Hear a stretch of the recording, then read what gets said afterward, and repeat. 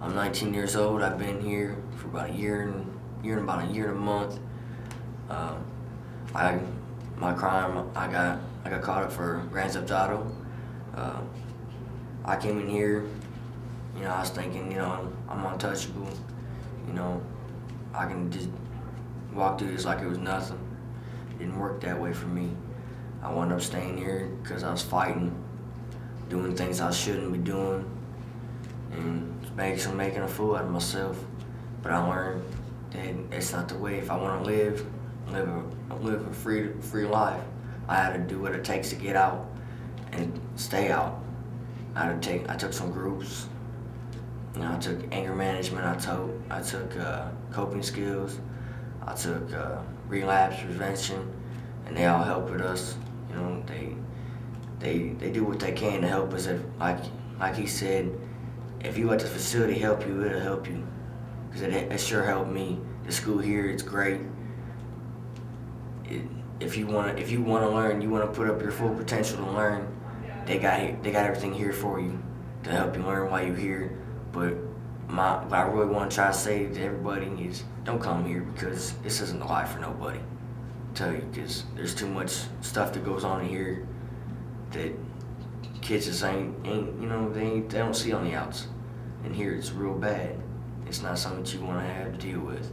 You want to be out with your family and your friends and live an appropriate life. How worried are you about the outcome today? Honestly, I'm pretty nervous. I'm pretty nervous for real. I'm afraid that they might see something in my packet or something that like I've done a few things I shouldn't have done while I was here, and I'm afraid they might be like, you done this, so maybe we shouldn't let you go. Maybe we should make you stay like an extra month or something. That's what I'm afraid of. But I got family, dying on me, and I want to get out and see them. And I realized that I did a crime. I got to pay my time. I paid my time. At least I feel. And I feel, that I should be able to get out. And I'm kind of worried about it. But I'm hoping the best for myself. And I'm pretty sure I'll get it. Got caught for doing it. They chased me. I wrecked a vehicle. They caught me and arrested me for it. So you stole a vehicle from the group home that you were staying in, or Yes. from the neighborhood? It's from the neighborhood. From the neighborhood. And was someone with you? No. You were by yourself? And was there a high-speed chase? Yes, ma'am. And did it go through a residential area of town? Yeah. And what were you thinking when you were driving at 80 miles an hour through a residential neighborhood in a stolen vehicle? I'm not for sure. I wasn't really thinking at the moment in time. I was really just trying to get away. I wasn't even thinking about what I could do. Like, I realize now I could have hurt somebody severely. I could have killed somebody. I could have killed the officers because they were chasing me. I could have killed somebody, and I wouldn't want that on my conscience. That would not be right. When the police found you in the vehicle, where was the vehicle? It was in a swamp. It was in a swamp. How did it get in the swamp? I came around a corner and I slid on gravel and I went off into the ditch and there was a field, so I just kept on driving through, hit a fence, went through the fence, and went around the corner, around there's a whole bunch of woods, went around, and there's just a big old swamp right there, and I just hit it. I didn't see it because it was dark. Now, were you on probation at that time? No, ma'am. You were not. So this was your first Yeah. involvement with the court system. Do you understand why the court decided that you should come to the Department of Correction for that offense? Well, I think there's a couple reasons. One, they didn't want to see me in prison or anywhere any worse, and two, they thought maybe it'd help me. Is that what the judge said to you? Yes. He's got a family to me. So. Tell me a little bit about your family situation. Who has raised you and where have you lived? When I was born, I was given to a foster family, Faye and Jim Green. They had taken me in. I was raised with them for 15 years. Then I found my mom I found my biological mom when I was about 15 and 8 months. And I started talking to her.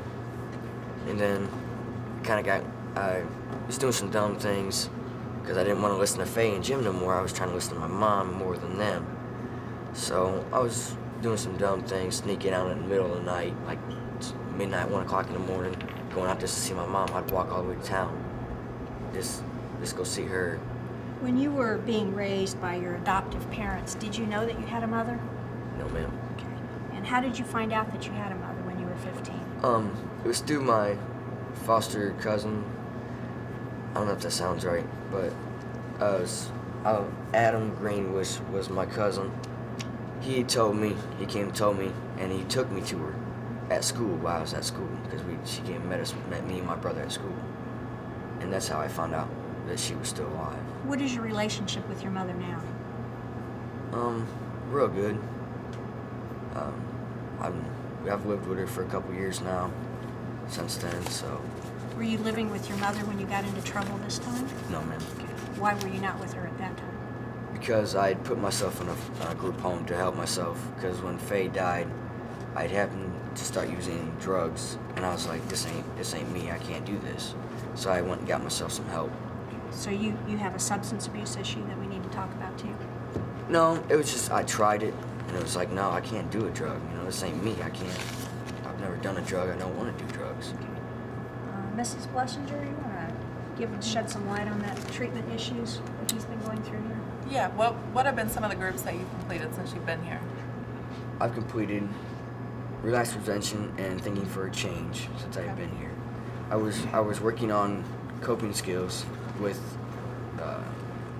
Sawyer, but we did not get to finish it. So we didn't get to finish. You didn't get to finish the group, or yeah, we didn't get to finish the group. Okay. Did you do some individual sessions addressing substance abuse? Off and on. Off and on. Okay. Okay. What was something that you learned from thinking for a change? It taught me how to stop and think before I'd act. It helped me, say I'd get depressed or upset and I wanted to go do something stupid. I'd just sit down and think to myself, this ain't gonna be right. I shouldn't do this. It'd be better. It'll benefit me in the long run. Okay, good. What else? What are some other things that you've worked on since you've been here? I worked on my anger, because I've had real bad anger problems. Worked on that, how to control my anger. What have you learned about controlling your anger? I've learned that if I control my anger, I can get farther in life. I can do a lot more with my life. I'd probably even be able to hold a job if I didn't have anger. Okay. What kind of skills have you learned to work on that anger? What skills have you used? I've used, when I get angry, I'll go sit by myself and I'll sit and do a puzzle book, or I'll go talk to an officer about my problem. But say I was mad at somebody, I was like, I'm mad at this person because this person keeps messing with me. I go talk to them and they'd be like, well, it's not worth it, they're cool, just leave it alone. Okay. So are you feeling pretty comfortable about going home with your mom then? Yes, ma'am. Okay, have you had any family sessions? Not here since I've been here. Okay. Have they come to visit you? Or? No, they live too far away. Okay, okay. Have you had some phone contact though? Yes. Okay. I call them on a daily basis. Okay. Good. I'd like for the captain to review the discipline section of his packet and particularly look at the one on top, sir. Let me see that.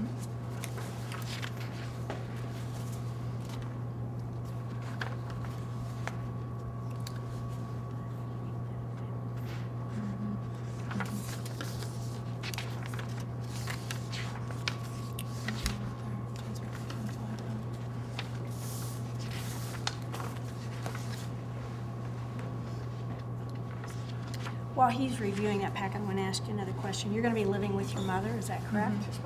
And you haven't been home with her for how long has it been? It's been quite some time? Yeah. About how Approximately? long? Approximately about a year and a half. Oh, okay. So did you live with her before you were at Lifeline? Yes. Okay. Talk about November 25th.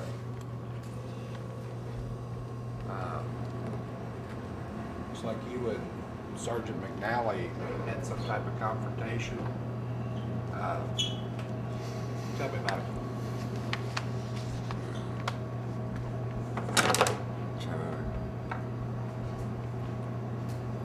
Trying to remember what that one was. was. Well, it helped a think- little bit. You went to conduct board and time had expired on the discipline. I think me and him got in an argument or something. And he tried to place me in timeout or something. And I wasn't having it. 'Cause I was already upset. I guess I think it was when Officer Fisher was there, I believe. I'm not for sure. What happened? Did you push him or? I think he tried to. Yeah, I think we kind of got in a pushing match, but it wasn't that bad. So yeah, I believe. Can't remember. Bad enough that they called the signal band, which is staff needs assistance, and it was bad enough that they wrote you up for battery, which is any unwanted touch. And you said that was because you were upset. I was already upset, and then I was trying to talk to him, and he was just frustrated with everybody else, I guess. I don't know, just trying to push on me and stuff. So it's kinda Matthew, that discipline wasn't held against you as far as the conduct report goes. Do you remember why? It was because of the timing of when that was written and when it was reviewed by our conduct board. We have a rule here that has to be read and served to you, and then the hearing held in a certain time frame, and we didn't do that. So because of that, they could not hold that against you, and it was thrown out, technically thrown out.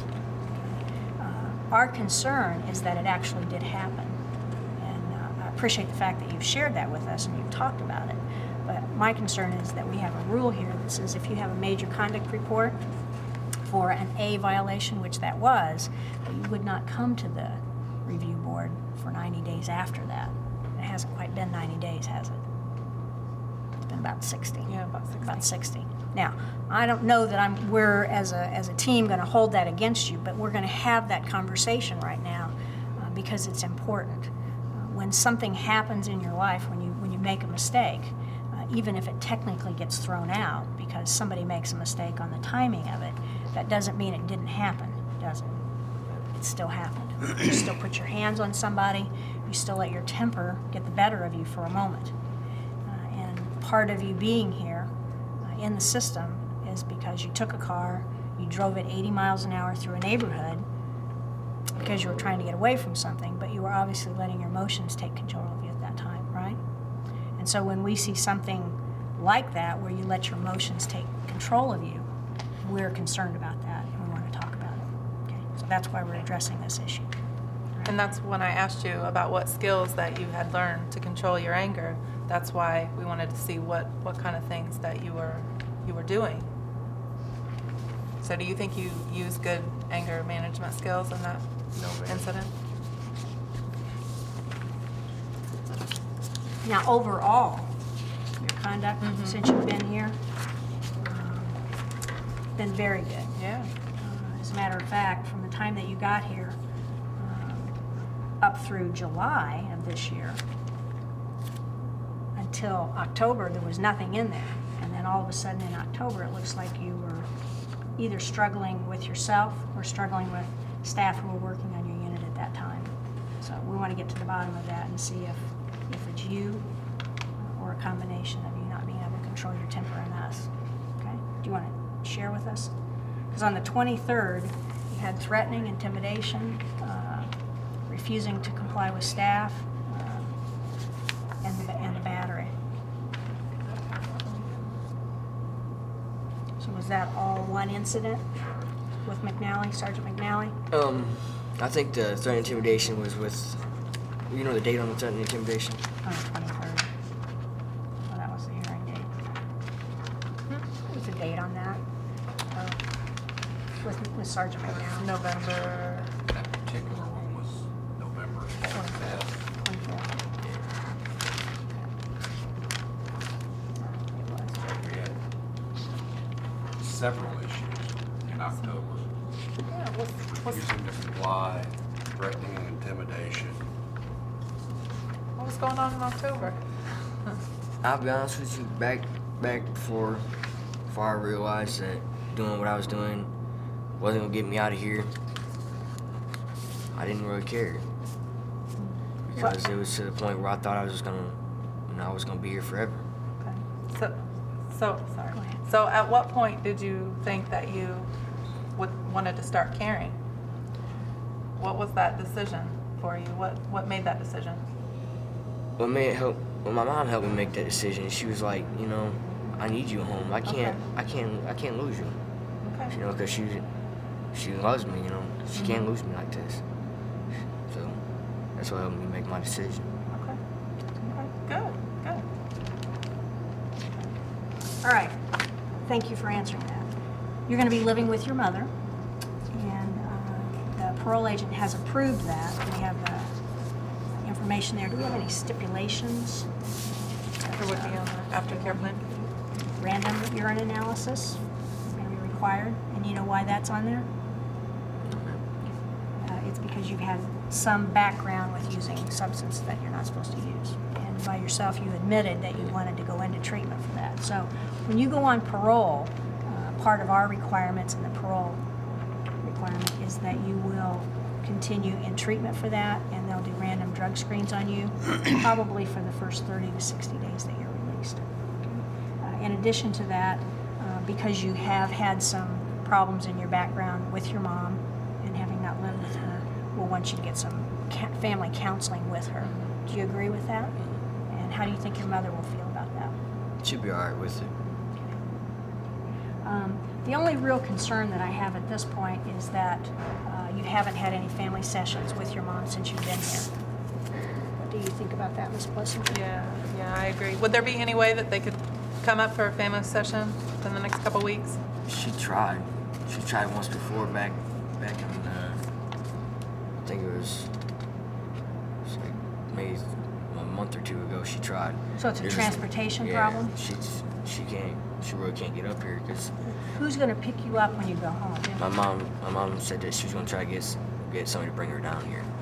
She said that's the reason why I was supposed to call her as soon as I found out, so she can get somebody. It's not unusual that transportation becomes a big issue, but we need to find a way for her to be up here before he goes home, I think. Well, I was thinking that depending on what the outcome of the release arc is today, then maybe we could see if she could come a little bit earlier.